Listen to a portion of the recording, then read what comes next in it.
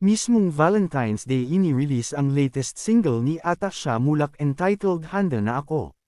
Bali ito na ang pangatlo niyang single under Vicor Music. Ang dalawa pang nauna ay ang debut single niyang Pasuyo, na tungkol sa lumalamlam na pag-iibigan, habang ang ikalawa ay ang love story Kung Bitin, na very rom-com theme song ang dating at tungkol naman sa unfulfilled love. This time, mas upbeat ang vibe ng Handa Na Ako, na sinulat ng hitmaker tandem na sina Thyro Alfaro at Yumi Laksamana, Off Dati, and Tag-Ulan, fame among others. Ewan lang kung reflective ang lyrics sa tunay na damdamin ni Atasha bilang tungkol ito sa isang seryosohang relasyon. Part of the song goes, Handa na ako, handa na sayo. Handa nang buksan ang ating bagong mundo, handang-handa na ako, hirap o ginhawa ay narito, walang pangangamba, tiyak na handang-handa na ako, sa away at bati, sa komplikado at madali. Pagkat batid kung dituwid tong kalsada, handa akong magbigay daan, basta't handa akong sumpaan na hanggang walang hanggang ikaw ang kasama. Definitely, handang-handa na si Atasha na i-promote ang new single niyang ito. Ang hindi siya handa ay yung maging biktima ng fake news.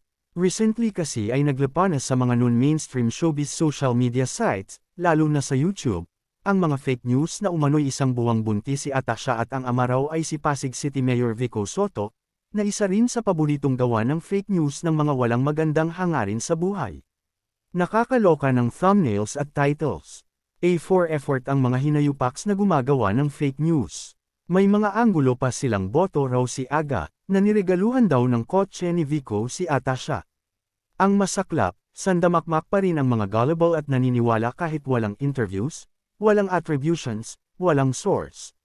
Sa TikTok nga, viral yung pagkagulat ni Mayor Vico na habang kausap niya ang isang lola, bigla nitong hinanap ang tatay ni Atasha. Say ni Mayor, sinong Aga? Aga Mulak. Say naman nung lola, oo. Di ba girlfriend mo yung anak niya? Buti na lang polite na tao si Mayor Vico at tinatawan na lang niya. Kaloka, di ba? Samantala, ni hindi pa pala nagkikita ever sina Mayor Vico at Atasha. Kay Atasha mismo galing yan dahil nakausap siya ni OG Diaz, isang legit showbiz insider, nang mag-guest ito sa sitcom ng mga mulak na Dappers Family.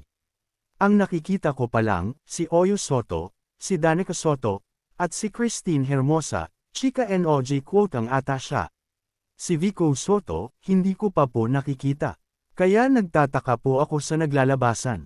Hay nako, buti papakinggan na lang natin ang single ni Atasha sa mga music streaming platforms. Nakaka-good vibes siya, promise.